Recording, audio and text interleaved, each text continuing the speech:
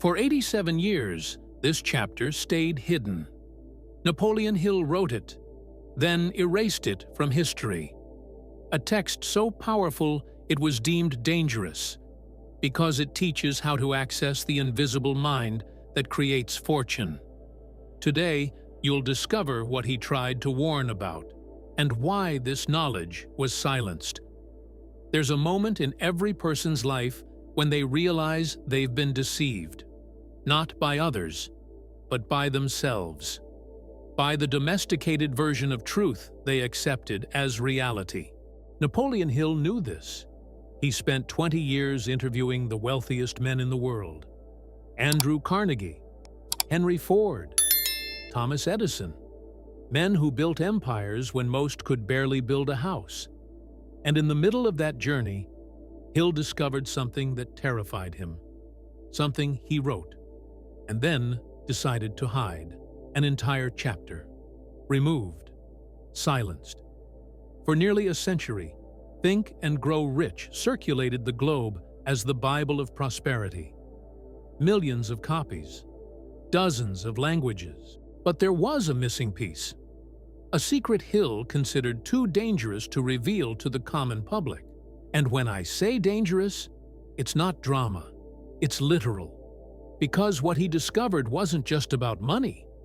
It was about power. About how the human mind can bend reality when activated correctly. And that kind of knowledge? Well, that scares those who prefer to keep people asleep. So tell me something. Why would a man who dedicated his entire life to teaching the laws of wealth remove precisely the most important chapter? What did he see that made him pull back? What did the millionaires know that couldn't be said openly? The answer lies in what Hill called the sixth sense. Imagine you're in a dark room, completely dark. You see nothing, hear nothing, but suddenly you feel it. You sense someone's there. It's not fear, it's perception. Something inside you captured a presence your eyes cannot see. That's the sixth sense. Hill discovered that the wealthiest men in the world didn't operate only with logic, planning, and effort. They operated with something beyond. An intuition so sharp it seemed supernatural. They made decisions without complete data, took bets that made no sense on paper. And they were right. Repeatedly. How? Because they had access to a mental frequency most people don't even know exists. Hill called it infinite intelligence. Others call it the collective unconscious. Some call it God. The name doesn't matter. What matters is what happens when you tune into that frequency. You begin to know things you shouldn't know. You sense opportunities before they appear. You make right decisions without being able to explain why. And people look at you and think, this person's lucky. But it's not luck. It's connection. Hill realized the millionaires he interviewed had developed this connection consciously. They trained their minds to operate at this level. And when you read Think and Grow Rich, you see it between the lines. In the concepts of burning desire, applied faith, sexual transmutation. All of these are ways to activate the sixth sense. But the removed chapter went further. It explained the mechanism, the ritual, the exact process of how to do it. And therein lies the danger. Because look, when you teach someone to think positive, that's fine. When you teach someone discipline, great. But when you teach someone to access a superior intelligence, you're handing over the vault key. And not everyone's ready to hold that key without getting burned. Hill understood this. He saw people who tried to use these techniques the wrong way. People who opened mental doors without knowing how to close them. Who summoned forces they couldn't control. And some of these people went insane, literally.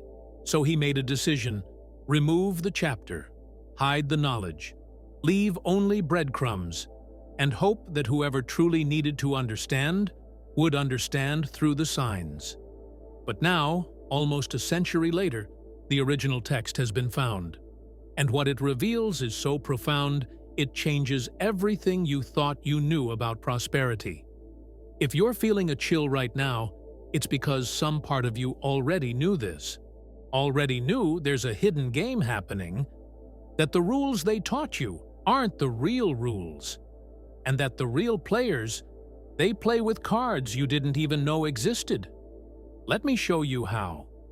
Hill describes in the Lost chapter a practice he called the Invisible Council of Masters.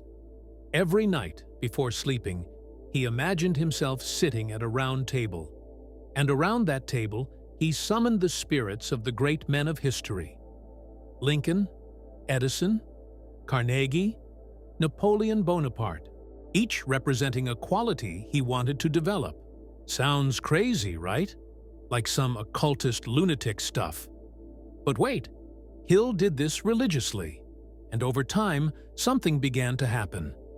These imaginary counselors began to speak, not as hallucinated voices, but as clear thoughts, answers, solutions, ideas he didn't have before sitting at that mental table. And here's the scary part. He wasn't the only one. Carnegie did this. Ford did this. Edison did this. All the industrial giants had some version of this ritual. They accessed wisdom that didn't come from books. It came from within, or from above, or from beyond. Depends on how you interpret it. Hill realized that the human mind, when trained, can connect to an invisible network of information, as if there were a spiritual internet, and these men had learned to log in. They downloaded insights directly from the source, and that made them unbeatable. Now, think with me. What if this isn't metaphor? What if it's literal? What if the mind really works like a receiver, and most of us are tuned to the wrong station? You've been through this. I know you have. That moment when you thought of someone, and 2 seconds later, they called you. That day when you felt you shouldn't go down a path, and later discovered you avoided an accident. That idea that appeared out of nowhere and changed everything. That's not coincidence. It's the sixth sense working. But it happens spontaneously because you weren't taught to control it. Hill was trying to teach, and when the elite realized what he was doing, they told him to stop. If you're beginning to understand the gravity of this, go ahead and hit that like button now, because from here, it gets even deeper. I'll tell you a story, a fable. But like every good fable, it carries a truth that hurts. There was a kingdom where everyone wore chains, iron chains, heavy, binding their ankles from birth. And no one questioned it. That's how things were. Part of life. You were born with chains, grew up with chains, died with chains. But one day, a man found a key hidden in a cave. And when he used that key, the chains fell off. For the first time in his life, he could run, jump, dance. He was free. Excited, he returned to the kingdom shouting, "I found the key! You don't have to live like this. Come with me." And you know what happened? People attacked him, called him crazy, dangerous, arrogant, because to accept that he was free, they would have to accept they'd lived their entire lives imprisoned by choice. And that's unbearable. So they chose to believe he had gone mad, that his freedom was illusion, that the chains were necessary, and they killed him. This is the story of every prophet, every revolutionary, every man who tried to deliver forbidden knowledge before its time. And it's exactly what happened to Hill. He wasn't physically killed, of course, but he was silenced, pressured to remove the chapter, to soften the message, to transform a spiritual bomb into palatable self-help.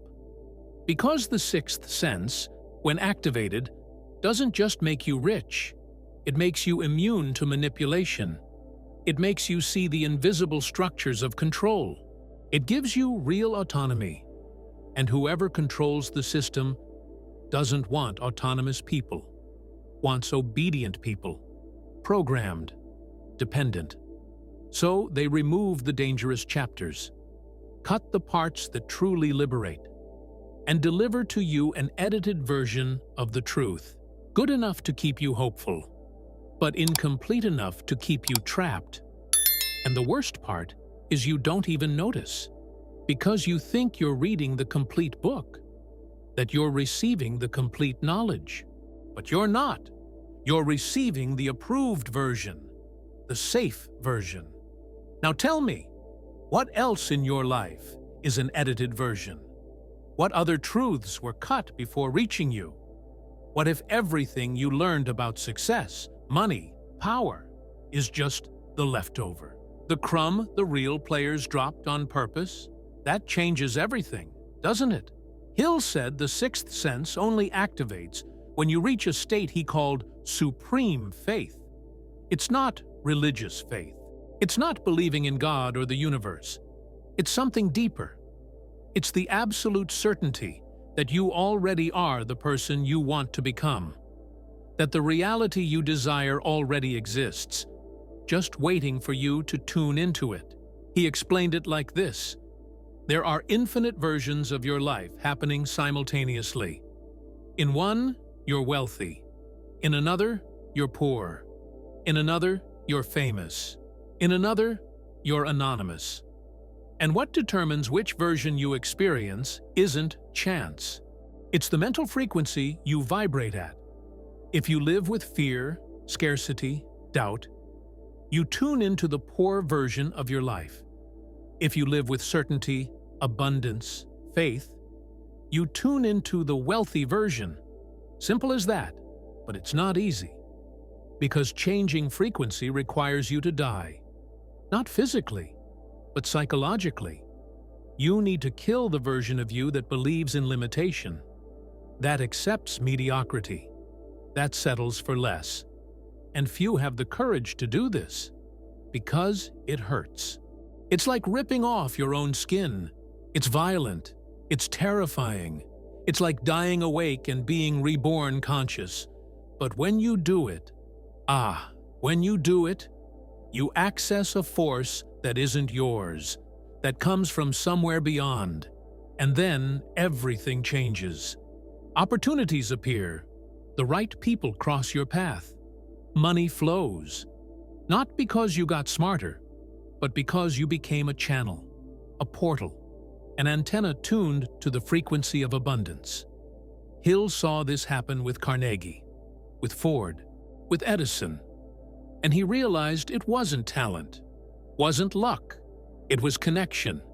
It was the sixth sense operating at full capacity, and he wanted to teach you this, but they took away your manual. Look, I know this sounds too mystical, like guru talk who smoked something strange, but let me bring you to concrete ground. Have you noticed how successful people have a different presence? It's not just confidence. It's something more subtle. It's as if they occupy more space than their body allows, as if they have their own gravity. You feel it when you're near them. They don't need to speak loud, don't need to impose themselves. Just by being there, the environment changes. That's the sixth sense manifested. It's their energy reverberating at a different frequency. And unconsciously, everyone perceives it. That's why they get better deals, why they attract resources, why things work out for them. It's not magic, it's physics. Invisible physics, but physics. Hill tried to explain this in the lost chapter. He said, when you align thought, emotion, and action in a single direction, you create a magnetic field around you. And that field attracts or repels situations according to its charge. If you live divided, thinking one thing, feeling another, doing a third, you cancel out your own field. You become neutral, invisible, and then nothing happens. You struggle, struggle, struggle, and stay in the same place.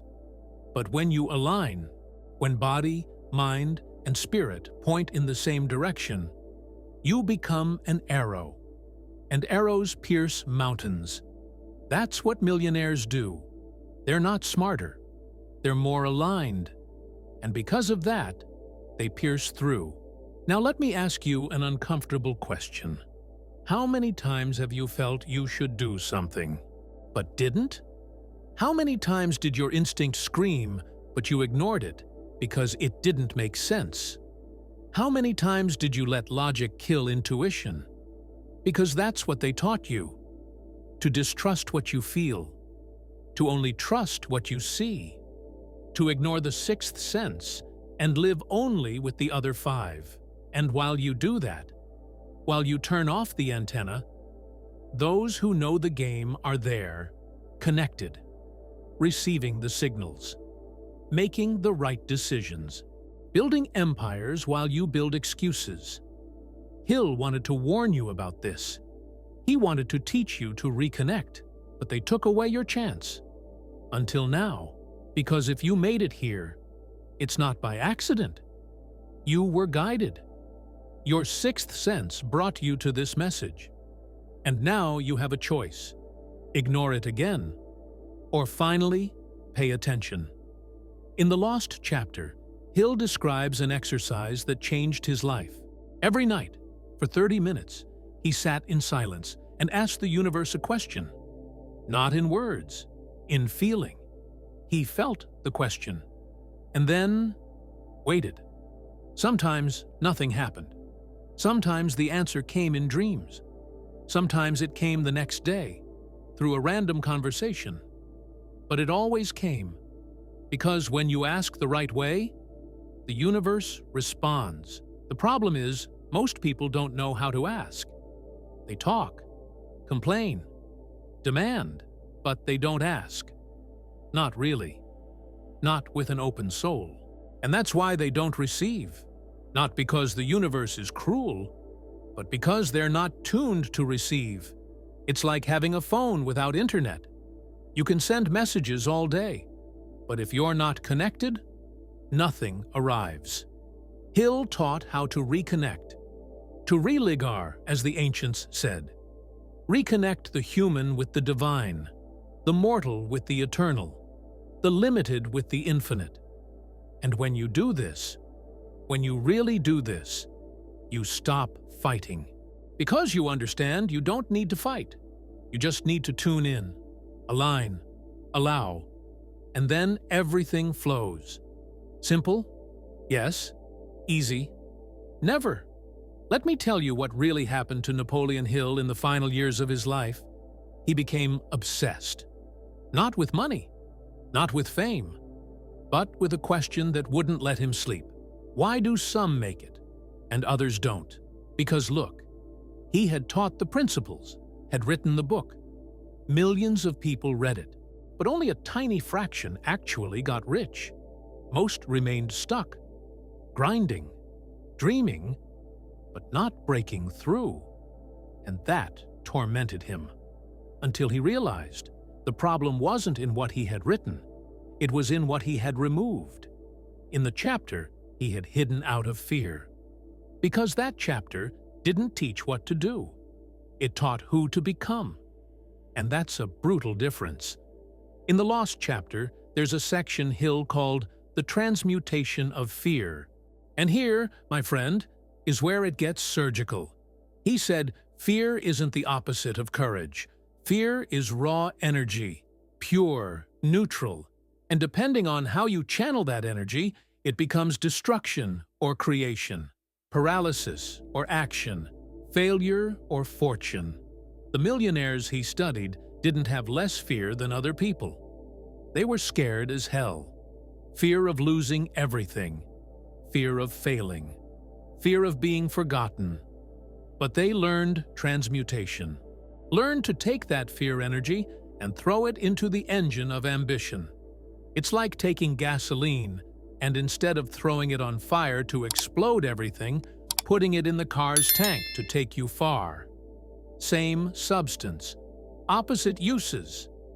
Hill saw this in Carnegie. The man was terrified of returning to poverty. And it was precisely that terror that made him work 16 hours a day. That made him take insane risks. That made him build a steel empire while others built excuses. Carnegie's fear wasn't weakness, it was fuel. And your fear? What are you doing with it? Letting it paralyze you, or letting it propel you? There's another thing in the chapter that's disturbing. Hill talks about what he called the three minds. The first mind is conscious.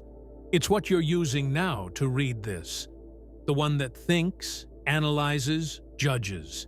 It's limited, slow. The second mind is subconscious. It's the warehouse. Everything you've ever lived is there. Every memory, every pattern, every belief. It runs automatically, without you noticing. But there's a third mind. And this one connects you to everything. Hill called it universal mind. Jung called it collective unconscious. Quantum physicists call it unified field. When you access the third mind, you stop depending only on what you know. You begin to have insights with no logical origin. You begin to sense the future before it arrives. And the millionaires? They live connected to this third mind. That's why they know when to buy, when to sell, when to enter, when to exit. They're not guessing. They're reading invisible signals. Hill tried to teach how to access this third mind. And that's what scared everyone. Because if anyone can access it, then the game changes. The hierarchy crumbles. And those at the top don't want redistribution. They want concentration. So they cut the chapter, hid the key, and left you believing all that exists is the conscious mind, and at most, the subconscious. The third mind? Oh, that's fantasy. But it's not. It's science that science hasn't reached yet. Let me give you a practical example. Something you can test today. Think of someone you need to talk to. Someone important. Now, before sleeping tonight, do this. Close your eyes. Take 3 deep breaths. And imagine that person sitting in front of you. And mentally, speak to them. Not with rehearsed words. With truth. Do this for 5 minutes. Every day. For a week. And observe. You'll see that out of nowhere, that person will reach out to you. Or you'll cross paths by chance. And the conversation will happen. This isn't magic. It's the third mind operating. You sent a signal. The universe captured it and responded. Hill did this with everything. He used the mind like a cosmic telephone, dialed the right frequency, and received the answer.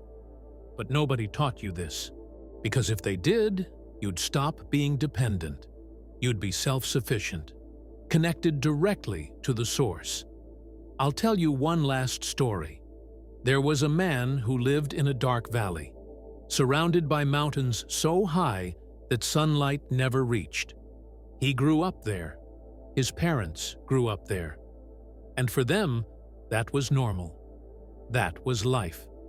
But one day, this man heard a legend about a place called the Peak, a place where the sun shined, where everything was golden.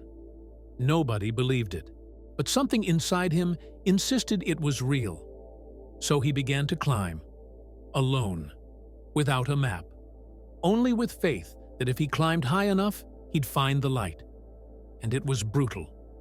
Rocks cut his hands, cold froze his bones, loneliness consumed his sanity. But he didn't quit, and when he finally reached the peak, when he finally saw the sun for the first time in his life, he fell to his knees and wept, because he understood he had lived his entire life in a lie, that the light always existed. He went back down to the valley, shouted, "There's light! I saw it! Come with me!" And you know what they did? They laughed at him, called him insane, said he'd hallucinated. And he realized, you can't wake up those who pretend to be asleep. So he went back to the peak and lived there. in the light, alone but free. This story is about you. Are you in the valley or at the peak? Are you pretending to be asleep? Or are you climbing? Because the light exists. The sixth sense exists. The third mind exists. Everything Hill discovered is real, but it only works for those who have the courage to climb. And the climb is lonely. It's hard. But at the peak, you live in constant light. Look, I know this all sounds too big, too mystical. But let me bring you back to ground level for a second. Have you ever had that day when everything went right? Like everything. You woke up well. Things flowed. People were kind. And you went to sleep thinking, damn, today was perfect. Now think, what was different that day? Probably nothing external, but you were different. You were aligned, connected, tuned in. And that day, you accessed the sixth sense without realizing it. You operated at the right frequency, and everything responded. The problem is you didn't know how to repeat it, so you thought it was luck, and you went back to the misaligned state. But what if you could live every day in that state? What if you could tune into that frequency consciously? You can. Hill showed you how, and now you know. Let me ask you one final question. If Napoleon Hill were alive today and asked you, what did you do with the knowledge I gave you? What would you answer? I read it, but didn't apply it. I understood it, but was afraid? Or could you say, I took what you left behind and used it to change my life? Because in the end, it's about you, about what you'll do with the time you have left, about whether you'll waste another day, or finally wake up. And if you want to go deeper into this transformation, you know what to do. Check the link I left in the description, because information without direction becomes overload. And you don't need more information. You need clarity. Let this message become the turning point. The moment you decided to stop being a spectator and become the protagonist. Activate the sixth sense. Connect to the third mind. And let life surprise you with what you've always been capable of creating. This is the Initiate. See you in the next video.